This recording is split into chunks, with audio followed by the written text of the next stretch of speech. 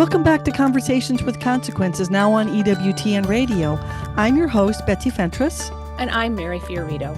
And we have with us today a wonderful scholar on the life and legacy of Cardinal John Henry Newman. With news last week of the saint becoming a doctor of the church, Dr. Paul Shrimpton has been working on a book about him for the last 2 years, but he's also studied him for the last 35 years. He's a professor at the Magdalen College School, and he recently brought out 2 volumes of Newman's unpublished university papers, My Campaign in Ireland, Parts 1 and 2, both of which are critical editions. So today our topic is St. John Henry Newman, who has recently been declared a doctor of the church. Welcome, Professor Shrimpton, and tell us, how excited are you about this news and what does it mean for the church? Obviously, I'm very excited. I've been working on John Henry Newman for 35 years. I think it was in 1990 I first discussed with a fellow Newman scholar the idea of him being a doctor of the church. And that was at the time before he was venerable, let alone blessed and saint. So to some extent, I've seen this coming, but only in the last few months, and really probably for about a year and a half, through when I realized that the cause was being started in May 2024. I was asked to contribute in November last year to the Positio, the official document, which has gone to all the cardinals. There's a big section at the end, maybe 3/4 of it, and 17 essays were required by Newman scholars throughout the world to sum up his eminent teaching. And I did that in education, because obviously I've spent decades working on that. Not just his what he said in this famous book, The Idea of University, which is generally agreed to be an extremely significant book on the nature and purpose of university education. But my line is more on the practical Newman setting up a university, rolling up his sleeves and doing that in very difficult circumstances, and founding a totally new type of school with his friends from the Tractarian or Oxford movement in 1859. Second thing you said was, what about the significance of the universal church? Oh, yes, I think we're just staggering. We don't know how to react quite. Newman joins, it's now Wikipedia. It must be official. Wikipedia have him as the 38th doctor. I checked yesterday. He's not doctor of anything yet, although the favorite for a long time has been doctor of conscience. I think it's going to be, I think in 50 years' time, 100 years' time, people will look back on this and see the whole thing of Newman as being a sort of sea change with the church and the world.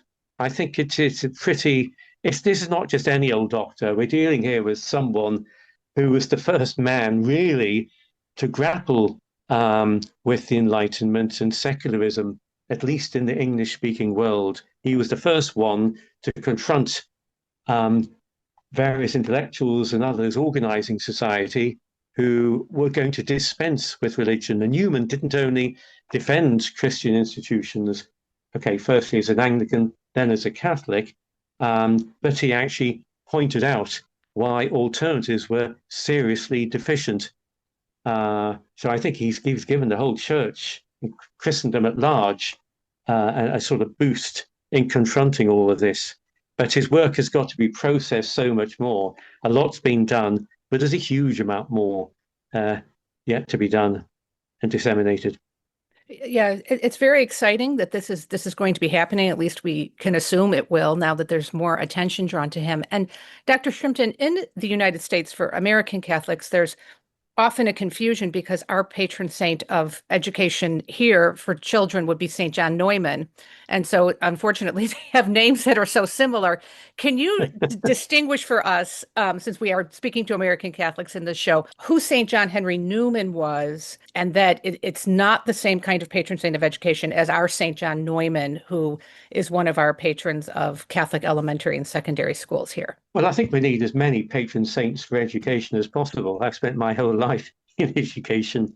So, yes, it's great to have some of these holy and learned people. So John Henry Newman was born February the 21st, 1801 in London. His father was a banker. He went to school, a boarding school, not far out of central London. And then he went on to Oxford at the age of 16, to Trinity College. He was there for 3.5 years, didn't do very well in his exams, but a year and a half later got accepted to Oriel College, Oxford, in 1822, the leading college in the university, and was there until 1845. So he's all sorts of things. He gets ordained as a deacon, then priest in the Anglican Church. He becomes a tutor in his college, and effectively, after 2 years, sets up the modern tutorial system in Oxford, for which it's famous. In 1828, he's appointed vicar of the university church, and from that pulpit delivers some extraordinary sermons, just over 600, and these are published in various volumes with colleagues in Oxford, Anglican colleagues. He led what's called the Tractarian or Oxford movement, which was really the biggest renewal within the Anglican Church that there has been, bringing it back into contact with the primitive church, researching in particular the church fathers of the first millennium, sending out tracts all around parishes in England. So it was an intellectual movement, which quite quickly turned into a liturgical one, a devotional one. So it caused a huge revival in seriousness, and Anglicans taking seriously their Christian calling. They were sitting rather happily in their country parishes, not doing very much, very well remunerated, living a fine life, but Newman and his associates shook them all up. He became a Catholic in 1845. He went off to Rome, was ordained, and when he came back to England, to Birmingham, he set up the first oratory of St. Philip Neri. A few years later, in 1852, he was invited to found and lead a new type of Catholic university. The university opened in 1854.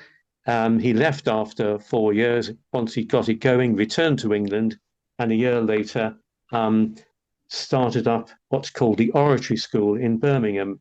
In a sense, it's the first secondary school in England geared for the laity. It might sound very strange, but the other schools on offer all mixed up people training for the religious orders and the priesthood. He died in 1890 after living 45 years nearly in Birmingham, and tens of thousands of people lined the streets. So in his life, he wrote a huge amount. There are 36 major volumes in the main critical edition, not critical edition, the standard edition of his works. His letters have been collected into 32 fat volumes. So a copious writer, a really deep thinker, seminal contributions to church thinking on faith and reason, conscience, the development of doctrine, how to deal with the magisterium, education, of course. He's a poet, writer of novels. Where do you stop? I mean, it's an immense amount of activity. I would actually stress, although people might be thinking in general, here is a major world intellectual who's joining this very exclusive club, yet at the same time, he's also very much a man of action and a very personable individual. So in his time, he had extraordinary charisma in spite of being shy. He had an immense friendship circle, and to do things like set up a national movement to revive the Anglican Church and to establish almost single-handedly across the Irish Sea a new type of university in Dublin. These are big feats of any person. So I'm actually quite interested in people learning about Newman, the man of action, as well as the Newman, the intellectual. And in fact, Pope Benedict alluded to this when he came on his state visit to Britain in 2010 to beatify him in Birmingham, when he said he has the character of a doctor of the church because life and thought are completely intertwined. They go together. Well, despite all of these pioneering things he did, he also met with a lot of abject failure in this area, and still he persevered. Can you enlighten us a little bit about what that was like for him? You're smiling, Dr. Yes, I am. Yeah, yeah. I often think when you read these large Newman biographies, whether single volume or in several parts, you need to be supplied with a pocket of a box of paper tissues because it's so moving to see how shabbily he was treated as a Catholic after being a sort of national hero, the greatest intellect who's come out of the Anglican Church, a household name, um, that he just wasn't understood as a Catholic. Um, I mean, right from early on, a few months after, I think a couple of months afterwards, he found himself in a seminary school, which was home to lay boys as well, and he was lined up with the schoolboys for confession, which was just an extraordinary thing to do, to treat someone like that's just a minute thing. Um, it's easy to sort of criticize, a bit too easy, the authorities. They didn't know how to handle a major intellect like this. And I don't think anyone in the church really knew, whether in Rome or in London or in Birmingham. His thoughts were couched in a language they didn't understand. It seemed to many of them, in particular, Archbishop, later Cardinal Henry Edward Manning, who'd been a great buddy of Newman in Oxford, he turned against him and effectively thought, like a number of the hierarchy and in people in Rome, that Newman had not acquired Catholic characteristics. He wasn't fully a Catholic. He didn't have the Catholic spirit. And there was a great danger in England and therefore in Christendom of this new fellow introducing Protestant notions, thoughts, and practices in his educational institutions. So, and then some of his works, the 1859, he took over. Okay, he took over the Rambler newspaper in 1859. It was almost going to be closed down by the bishops in England, and the converts who were running it didn't know who to turn to, and the only persona grata to both sides was John Henry Newman. Well, he lasted 2 issues. He got into trouble with the first. He tried to explain it in the second, and wrote a very well-known document called Consulting the Laity in Matters of Doctrine. And this was delated to Rome for heresy. Rome asked him to explain. The letter was somehow lost. Newman thought they weren't bothered anymore, but in Rome they assumed he'd refused to explain himself. And then for a decade and more, yes, he was definitely under a cloud. That really goes virtually till 20 years later, until 1879, when the new Leo XIII makes Newman a cardinal in the first batch. For those 20 years, Newman was excluded from all major projects in Britain, pushed to one side. Yeah, he had a very, very tough life. But he's an extraordinary model for people who can see the way forward, but are utterly docile to the church. I mean, it's a martyrdom, a silent martyrdom he underwent.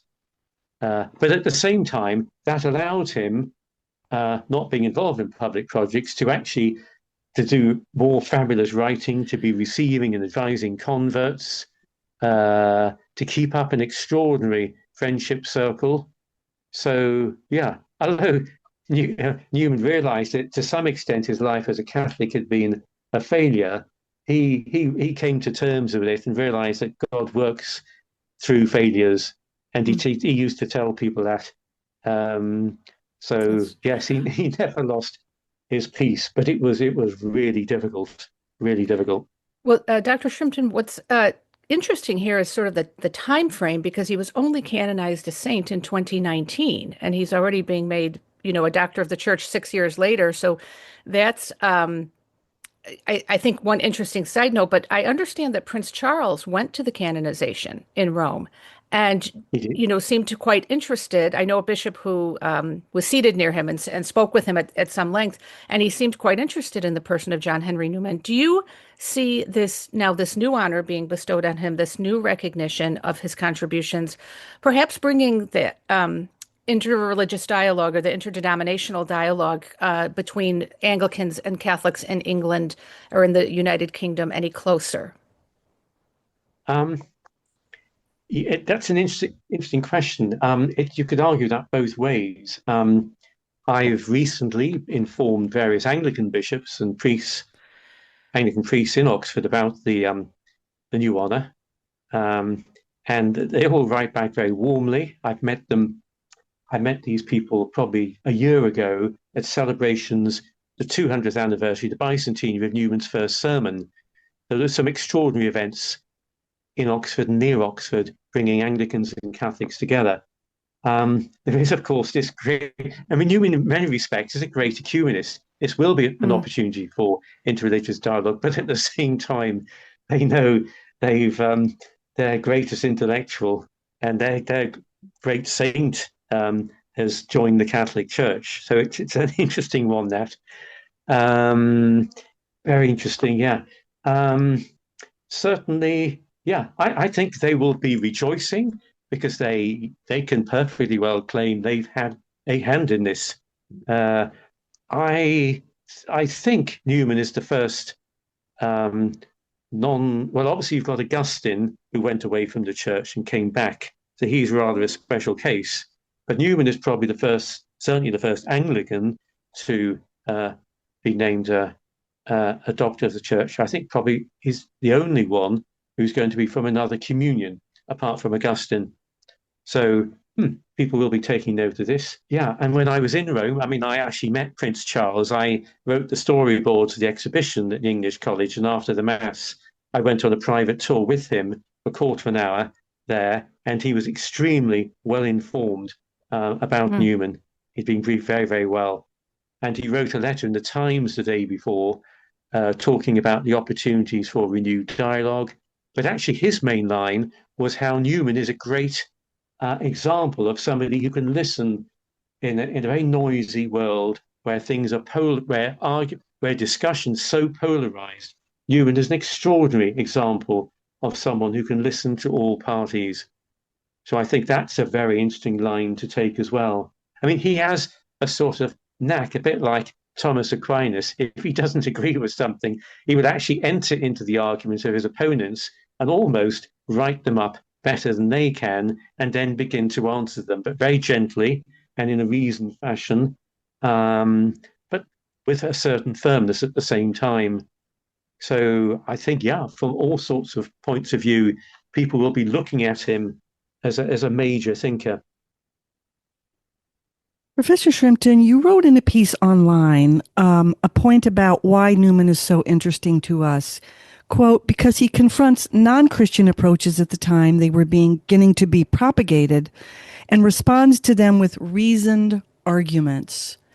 Tell us paint a picture for what some of these non-reasoned arguments were and how he responded so well. In terms of education, the resonance there with, when I first discovered Newman properly, when I was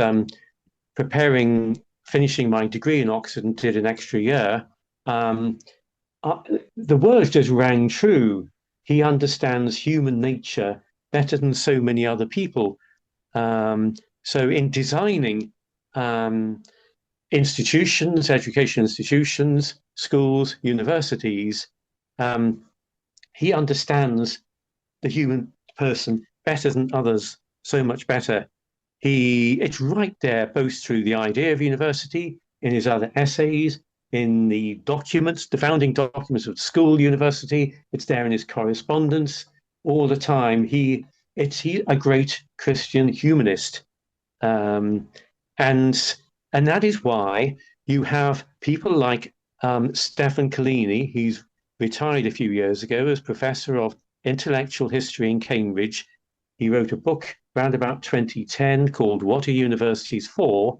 But he holds Newman on a pedestal as somebody, and Collini is not a man of religion at all, but he just has immense respect. And that's in education.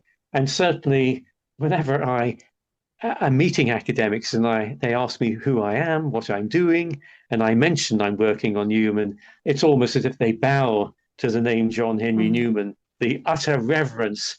And then often they say, well, actually, I started the idea but didn't finish, and so on. So I don't know, in that area, people have just extraordinary respect for this man. And people in certainly in university world, thinking where the academy's going, it's Newman is such a great answer, and was in COVID. He talks about, say, education as being a very relational activity, and of course in COVID, in lockdown times, we lost all that remote dialogue and so on. So he's a counterbalance to all sorts of things which go wrong. So I've written quite a bit on this and different trends and people saying, what does Newman have to say on this? And he's got the answer. Even it might surprise you in this world of when we're swamped with information through the internet, you might think, well, Newman hasn't got much to say in that. Well, actually, in the 1830s and 40s, cheap literature was being disseminated for the first time, and all sorts of things, particularly science, and the schools were being swamped with this. And Newman addresses that and talks about how it's not, information alone isn't going to form human minds. It's processing that information, it's integrating it properly, it's joining up the different subjects, so many things. He's there. He not only says he understands it more than anyone else, he actually, with his fabulous English, expresses it better than anyone as well. So he's going to be around for a long, long time. And people of faith and no faith will continue to listen to him, particularly in education. Well, in the few minutes we have left, Dr. Shrimpton, can you expound a little bit on Newman's distinction between knowledge and virtue and how those two things are achieved by different methods? Yeah, he does actually say knowledge is one thing, virtue another. Yeah, in terms of this is in the idea of university, and it's in an essay which is anonymous, which is almost definitely by him. He says, in essence, a university is almost a secular institution, which is an extraordinary thing to say. It's simply people teaching, and it's about knowledge. But he says it also in practice, the university needs the support, the help of the church. But this isn't done directly, it's done indirectly. Human virtues, sure, can be educated. Those virtues can be inculcated to produce the gentleman, but something is more for the supernatural virtues. This is obviously grace and the support of the church. So, yeah, Newman says the essence of it, the university, is the teaching part, but the integrity of it, that's the word he uses, the fully flourishing form, needs religious institutions supporting it, supporting the students outside. So he would almost say you could teach the theory of virtue in university, but you need student residences and the like to teach the individual formation of virtuous habits. The two sort of complement each other and go together. So you point out a moment in history with Newman where you write, on a Sunday evening in November 1854, the day before the first lectures were to be given, Newman addressed the first 17 students of the Catholic University. He told them that they had not come there to become lawyers, teachers, or doctors because there were other places where they could do that, but they came to be made into men. They came to the university to develop as human beings and become useful citizens. Was that a novel idea at the time? No, it wasn't actually. No.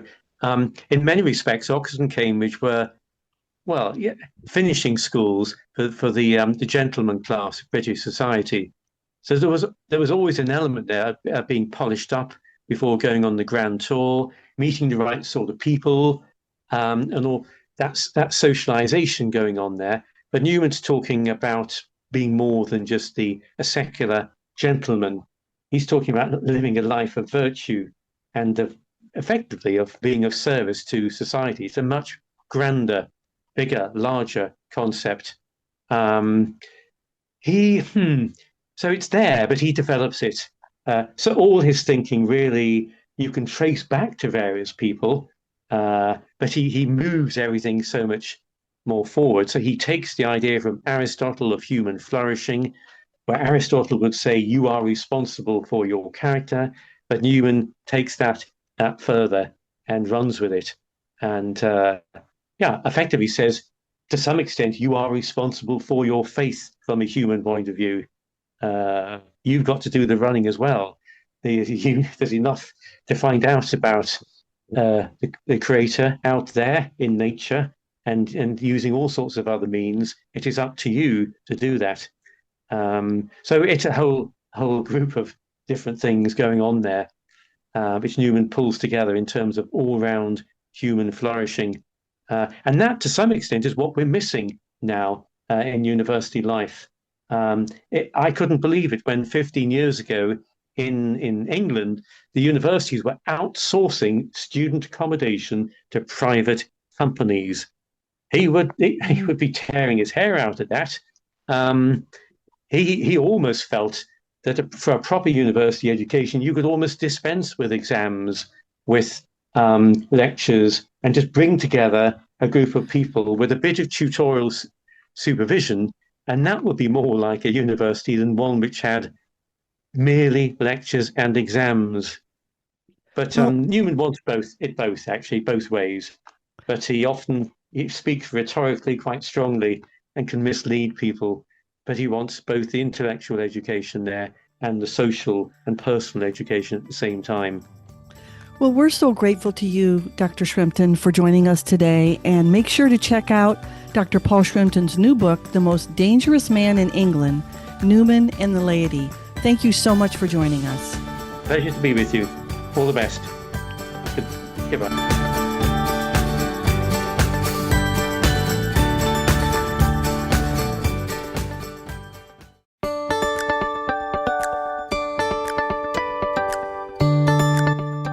Welcome back to Conversations with Consequences, now on EWTN Radio.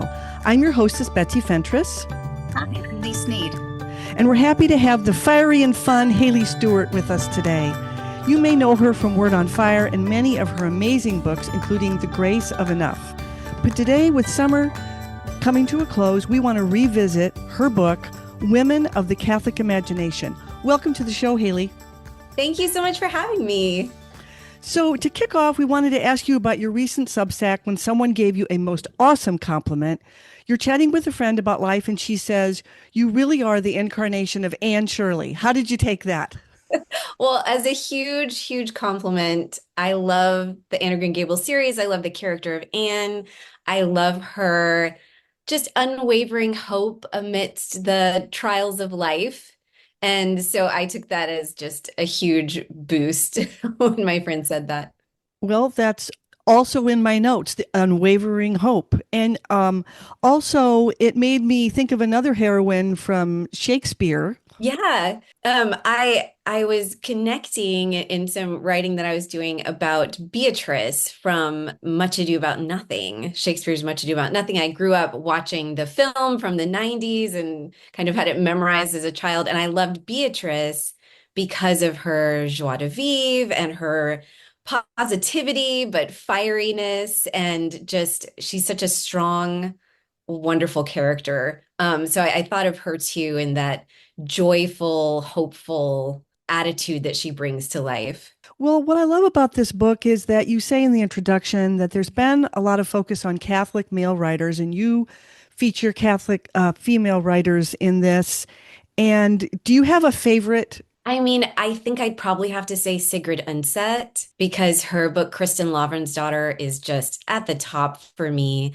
But it's really hard to choose a favorite with these women. Understandably focus a lot on some of the famous male writers like Tolkien and Waugh, but there's also so many incredible women. And so it's a lot of fun to delve into these authors. And I love the image of you in your backyard finishing up Brideshead Revisited, which happened to be then a year before you ended up coming into the church. I love that book too. And I was just wondering, are there any books that you happened to read during your college years, say, as a non-Catholic, that you've reread since entering the church? And like, how has that influenced your like growing catechesis? Absolutely. I think for me, the number one name that comes to mind is Flannery O'Connor. Oh And there yeah. is a chapter about her in the book, and encountering her as a Protestant.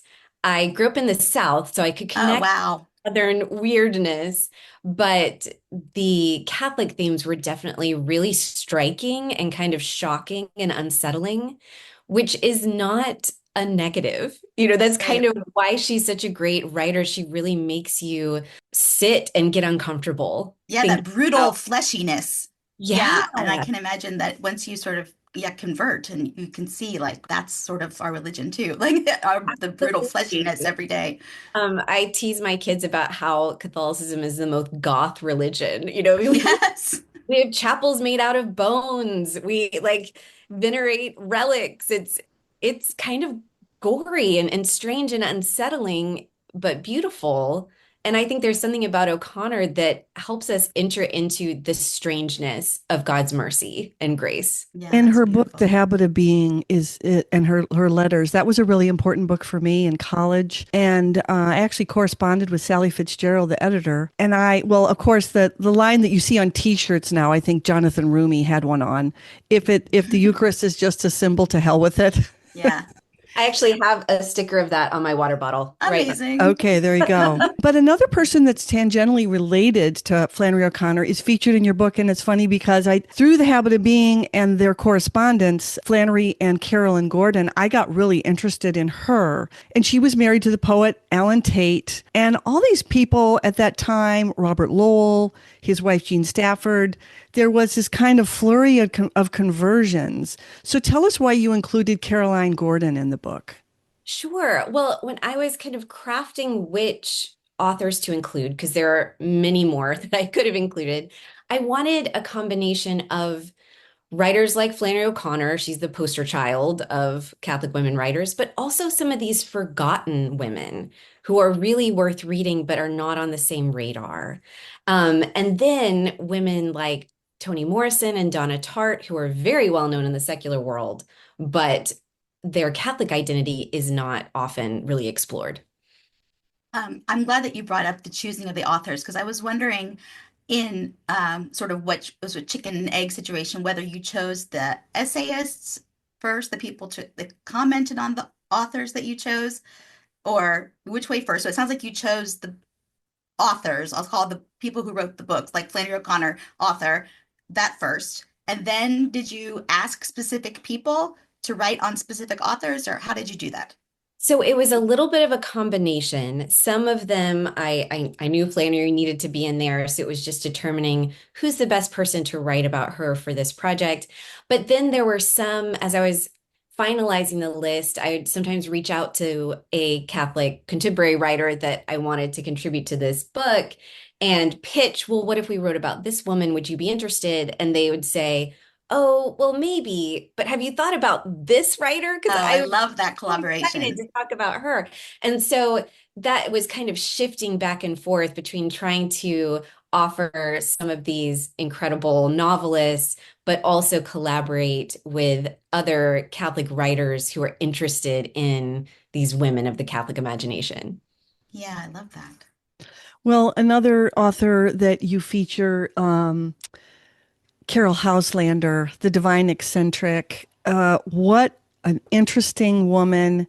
She had an affair with a Russian spy before she converted to Catholicism. Do you have a favorite book of hers? I think probably The Reed of God. I mean, it's just, I think as a Protestant convert to Catholicism, there is no book that helped me understand Mary the way the Read of God did and understand why is she so important? Why is a relationship with her important? How do we model our spiritual life after Our Lady? And just the way that Houselander presents that book it is just a must read. It is so good. So I love that one. But I've also enjoyed getting into some of her stories for children. In fact, Word on Fire Votive, which is the imprint I edit for Word on Fire, we released one of her stories for children and got it re-illustrated as a picture book. And so that's been fun too, is getting her work out to this next generation. And so your book's been out for over a little over a year, right? Have you found, I'm sure because you're a public figure, you have a Substack, people can find you and contact you. Have you found people who were in your shoes once, maybe grew up a Southern Protestant and found this book of, Catholic imagination from female writers and had a similar experience or had questions or any kind of Yeah, feedback like I, that? I think that when you're sharing about things that you really love, other people who love those things find you. And so that's one of the joys of it. And so it has been an opportunity to connect with other readers. And also the joy of, like I was saying before, collaborating with some of these Catholic writers that maybe I didn't have any kind of relationship with before, and then getting to collaborate on this project and share this love. But I do hear from a lot of people who say, yes, Flannery O'Connor was the gateway person for me, or, Evelyn Waugh was, or Sigrid Hmm. that. So that's just beautiful to see how these novelist art was sent out into the world, and then God uses that. In your introduction, you have this great quote from Pope Benedict the 16th, who at the time was Cardinal Ratzinger. And he says, the only really effective apologia for Christianity comes down to two arguments, namely the saints the church has produced and the art which has grown in her womb. So would you say that you came into the church through the art primarily, or was it that the art that led you to, okay, what does the church actually teach on various issues? Yeah, I think that, of course, it was a combination of different things, but I definitely think it was the art that first opened me up to the church. I felt this draw and this attraction to the church's literature and sacred music and sacred art and just the beauty. And so as a Protestant, I then was faced with the issue of, oh no, I feel this attraction to this church, but oh, that's just a Oh bunch of no. medieval nonsense, right? And so in college, I really had the opportunity to, for the first time, then read the early church fathers and understand what the church actually taught as I was reading great texts of the Western tradition. And so then it's like my heart was drawn, and then those obstacles that I had that were misconceptions about the church were slowly broken down. So it was kind of that combination. And then I got to meet the saints, which I love that Pope Benedict said that, because how can we not be inspired by the stories of the saints and see, like, yes, that's just such a beautiful inspiration that points to the truth of the church. I love that because I have two of my four sons have autism, and we have found that maybe much like someone coming from a Protestant background, some of the crazier things that we believe as Catholics are a little bit harder to grasp, and through things like Tolkien and Lewis, the Hillbilly Thomists, art and beauty is really an important gateway for them.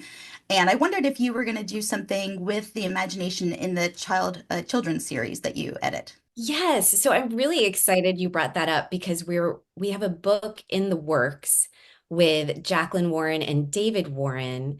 And it is, Jacqueline's an illustrator, David, her husband, is a writer, and it's about different Catholic figures who are artists. So like just short biographies of these different artists, whether it's someone like Tolkien or Flannery O'Connor or someone from, more ancient visual artists, and just showing kind of the variety and breadth of what they contributed, and the way that the faith impacted their lives, whether, some of them might be saints, but some of them are just Yeah, regular sinners who are trying to sure. do beautiful art for God. And so I'm really excited about that, because I think that young people are so drawn to beauty.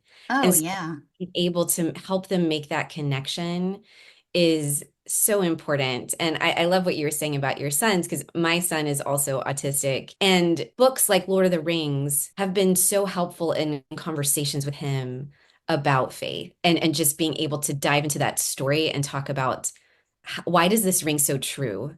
And what does that have to do with the faith? And Yeah. how does it lead us on our journey of faith? Yeah, and I love the way too they sort of slowly digest it and then it comes up a couple of days later, just like in the car or something. It's my favorite. So when do you think that children's book will be out? So I think that will be out late 2026.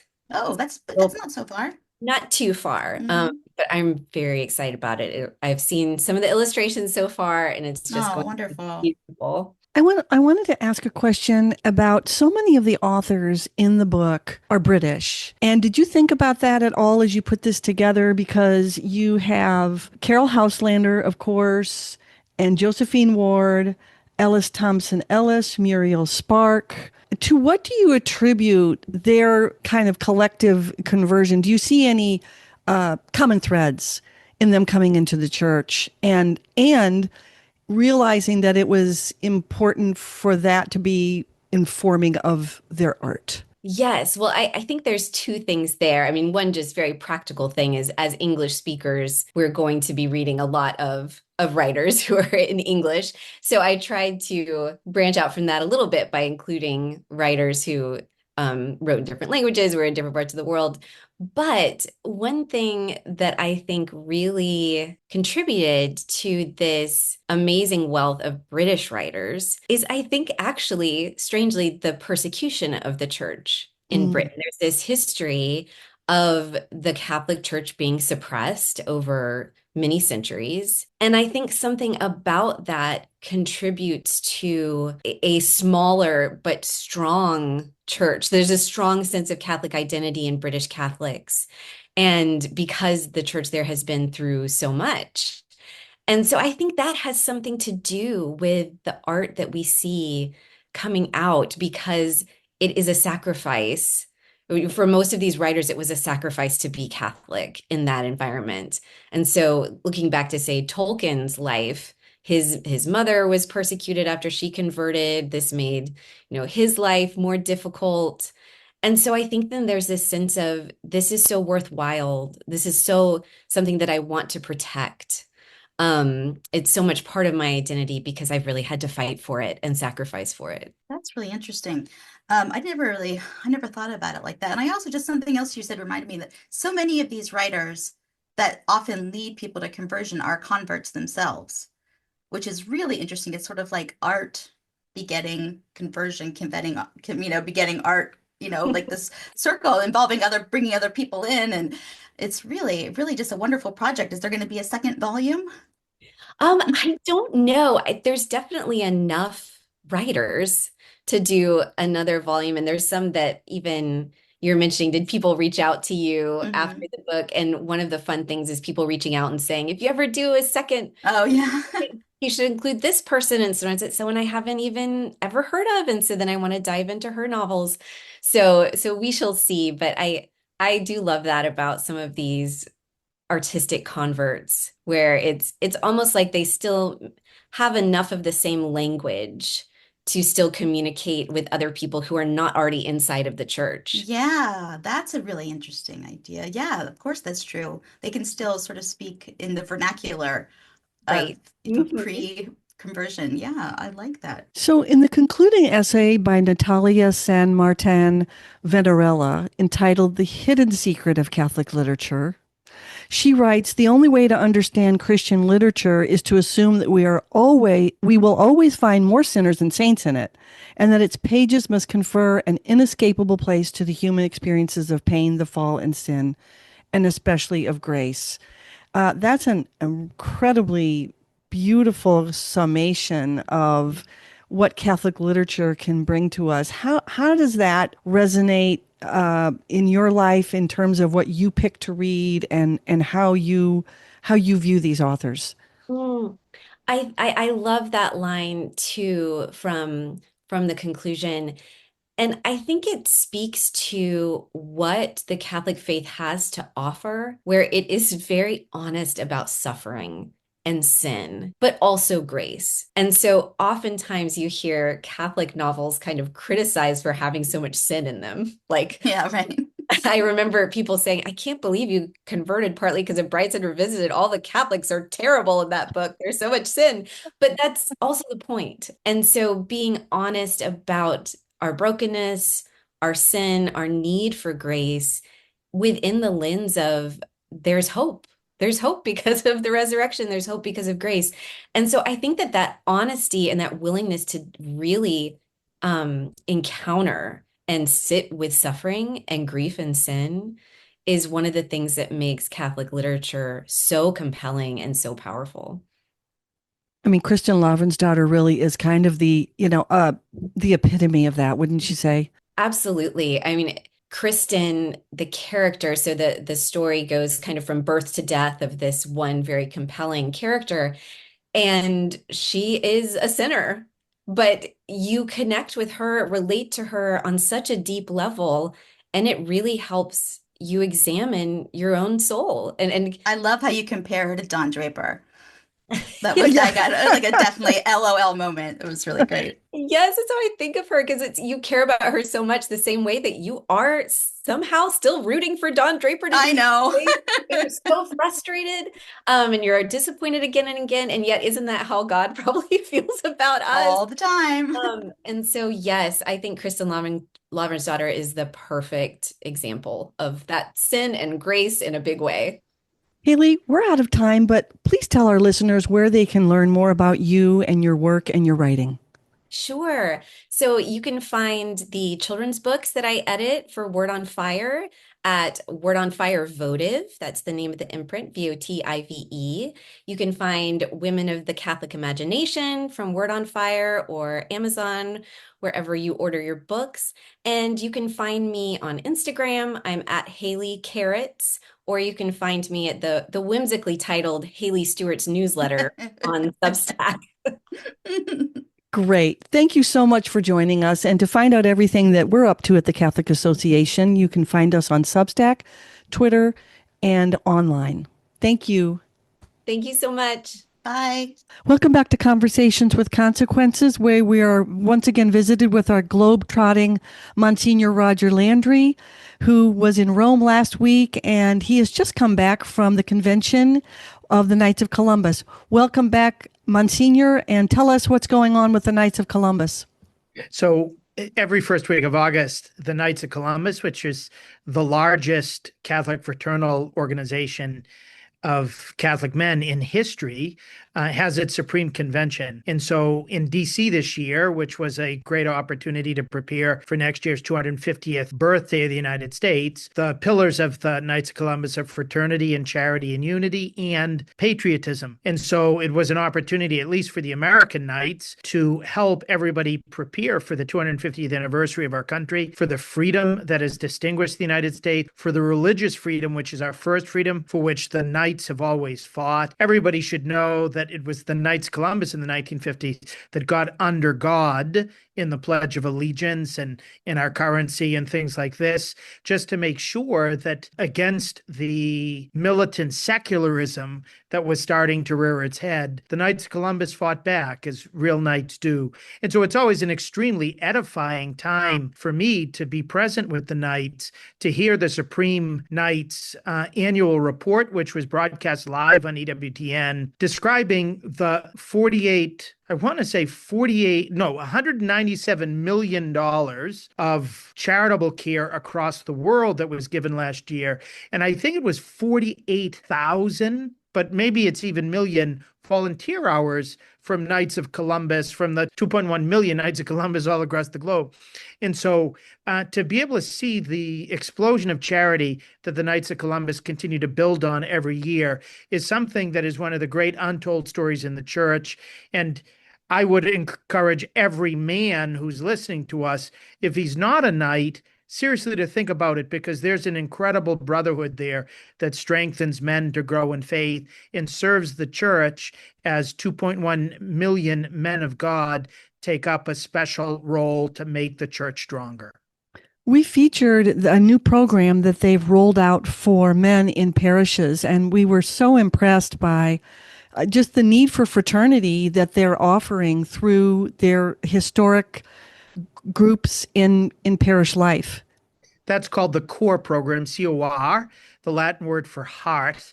And it's one of the great sources of pride for the Supreme Knight, Patrick Kelly, who is a friend of mine. He loves that program, and it's already being implemented in thousands of parishes across the country, and then in other countries, to enhance the spirituality of Catholic men as Catholic men. The Knights of Columbus, once upon a time, were known for Tootsie Roll drives and for clubs in which you could always go and get some inexpensive beer after hours. That's not the Knights of Columbus at its best. The Knights of Columbus forms men to be true family men, to be men of the church, to be men of God in the middle of the world. And the CORE program puts that masculine spirituality into practice. And it's really helping draw many new young men to the Knights of Columbus because they're looking for the formation as Catholic men that they really haven't gotten in our parishes and Catholic religious ed programs, etc., where sometimes the maternal dimension of the church is a little bit stronger than a masculine dimension. But the Knights of Columbus are really remedying it now, and I'm super proud of the CORE program. Well, that's great to hear. We had a big feast this week that's connected to a church in Rome that has special significance because of Pope Francis. Can you tell us about that? Yeah, talking about the maternal dimension of our faith at the same time after the Knights of Columbus is the Feast of the Dedication of St. Mary Major Basilica, which liturgically is the most important Marian church in the world. It goes back to 354 AD when there was a snow storm on August 5th in Rome, which is pretty impossible. But in the midst of the snow, according to the 4th century accounts, Pope Liberius traced out the architectural parameters of the first church to be built there. In the 430s, right after the Council of Ephesus, that declared Mary to be the mother, not just of Jesus Christ according to humanity, but because Jesus is God, the mother of God, they built that church there. It was ultimately Pope Leo the Great, who was the archdeacon of Sixtus III at the time, who sort of led that whole architectural pattern. And so it's so important for our faith to have this church dedicated to the Mother of God. When you go on inside, you've got the history of Marian devotion. What's super important to me, if you've got this series of 5th century mosaics on the triumphal arch in the main part of the church, all about how Mary brought to us the victor. And so it's all Mary's relationship to Jesus and that triumphal arch inside the church, just like the Arc de Triomphe in Paris talks about triumphs in battle, or the Arch of Constantine in Rome. So we have Christ's triumphal arch and the role of Our Lady. And then you've got other 5th century mosaics of the Old Testament scenes that led up to Jesus. You've got a little bit about Abraham, a little bit about Moses, a little bit about David and Solomon, but half of those mosaics are all dedicated to Joshua. And when I give tours of St. Mary Major Basilica, I basically ask, why Joshua? Well, this was in the 5th century after Rome had been sacked in 410. And Joshua, we know, was the one who led the Jews into battle when they crossed the Jordan River against Jericho. To have so much of a focus on Joshua in 5th century Catholic mentality in Rome was to strengthen them for the fight against the barbarians who were coming to invade Rome.